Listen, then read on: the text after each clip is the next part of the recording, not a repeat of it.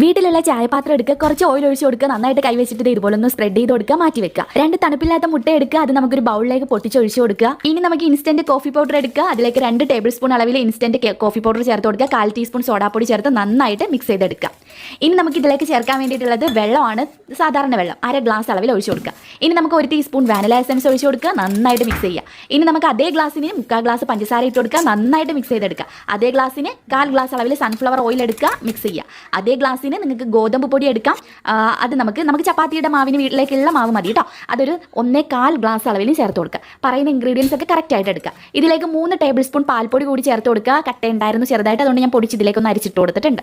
പിന്നെ ഞാൻ മറന്നുപോയി, നമുക്ക് ഓയിലിന് പകരം വേണമെന്നുണ്ടെങ്കിൽ ബട്ടർ മെൽറ്റ് ചെയ്ത് 1/4 ഗ്ലാസ് അങ്ങനെയും ചേർക്കാം, നല്ല ഹെൽത്ത് ആയിട്ട് വേണമെന്നുണ്ടെങ്കിൽ. പിന്നെ 1 ടീസ്പൂൺ ബേക്കിംഗ് പൗഡർ ചേർത്ത് കൊടുക്കുക, ഒരു 1/4 ടീസ്പൂൺ അളവിൽ ഉപ്പ് ചേർത്ത് കൊടുക്കുക, നന്നായിട്ട് മിക്സ് ചെയ്യുക. ഒരുപാട് ഓവർ മിക്സിങ് ചെയ്യരുത്. പിന്നെ നമുക്ക് വേണമെന്നുണ്ടെങ്കിൽ നട്ട്സോ ചെറിയോ എന്തെങ്കിലും ഇതിൻ്റെ ഉള്ളിൽ കൊടുത്താൽ നമുക്ക് കടിക്കാനായിട്ട് ഇതിങ്ങനെ കിട്ടുമ്പോൾ നല്ല ടേസ്റ്റ് ആയിരിക്കും. ഇത് നമ്മുടെ ആ ഒരു പാത്രത്തിലേക്ക് ഒഴിച്ചു കൊടുക്കുക. ലോ ഫ്ലെയിമിൽ വെച്ചിട്ട് ഒരു 40 മിനിറ്റ് ഇട്ട് ബേക്ക് ചെയ്ത് എടുക്കാം. വേണമെങ്കിൽ കുറച്ച് ടോപ്പിംഗ്സ് ആയിട്ട് കുറച്ച് നട്ട്സും വേണമെങ്കിൽ ഇട്ട് കൊടുക്കാം. ഞാൻ ഇത് അടച്ച് വെച്ചിട്ടുണ്ട്. എനിക്കൊരു അബദ്ധം പറ്റിയത് ഞാൻ പറഞ്ഞുതരാം. ഈ ഒരു അടപ്പിനകത്ത് ചെറിയൊരു ഹോൾ ഉണ്ടായിരുന്നു, അതുകൊണ്ട് ഞാൻ അത് മാറ്റി വെച്ചു. കാരണം അതിങ്ങനെ ആവി ഇങ്ങനെ അതിൻ്റെ മുകളിൽ ഇങ്ങനെ തങ്ങി നിന്നിട്ട് കേക്കിൻ്റെ മുകളിൽ വീണിട്ട് കേക്ക് ചെറിയൊരു മുകൾ ആ ഒരു ഇച്ചിരി ഒരു നന്നായിട്ട് വന്നിട്ടുണ്ടായിരുന്നില്ല. അതുകൊണ്ട് ഈ അടപ്പ് മാറ്റിയിട്ട് നമ്മൾ വേറൊരു അടപ്പ് വെച്ചിട്ട് അടച്ചിട്ടാണ് നമ്മളിത് പിന്നെ ബേക്ക് ചെയ്തെടുത്തത്. അപ്പോൾ അതൊന്ന് ശ്രദ്ധിക്കുക കേട്ടോ. അത് മാത്രമല്ല, നമ്മൾ സ്റ്റീൽ പാത്രത്തിലാണ് ബേക്ക് ചെയ്തത്. നിങ്ങൾ അലൂമിനിയത്തിലാണ് ബേക്ക് ചെയ്യുന്നതെങ്കിൽ പെട്ടെന്ന് തന്നെ ഇത്രയും സമയം ആവുന്നതിന് ഇതിപ്പോൾ 40 മിനിറ്റ് ആയി.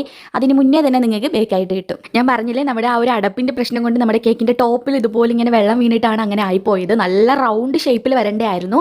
അപ്പോൾ ഞാനത് ഓർത്തതും ഇല്ല, ഞാൻ അടുപ്പിൽ വെച്ചിട്ട് അങ്ങ് പോവുകയും ചെയ്തു കേട്ടോ. അപ്പോൾ നിങ്ങൾ കറക്റ്റ് നല്ലൊരു അടപ്പ് വെച്ച് അടച്ചിട്ട് ബേക്ക് ചെയ്യുക. ഹോളൊന്നും ഇല്ലാത്ത അടപ്പ് വെച്ചിട്ട് ബേക്ക് ചെയ്യുക. അല്ലാന്നുണ്ടെങ്കിൽ നിങ്ങൾക്ക് പ്രഷർ കുക്കറിൽ ഈ കേക്ക് ബേക്ക് ചെയ്യുക. നമ്മൾ ഒഴിച്ചതിൻ്റെ ഡബിൾ സൈസ്ഡായിട്ടാണ് ഈ കേക്ക് വന്നിട്ടുള്ളത്. നമുക്ക് ചായയുടെ കൂടെയൊക്കെ കഴിക്കാൻ പറ്റിയ അടിപൊളി കേക്കാണ്.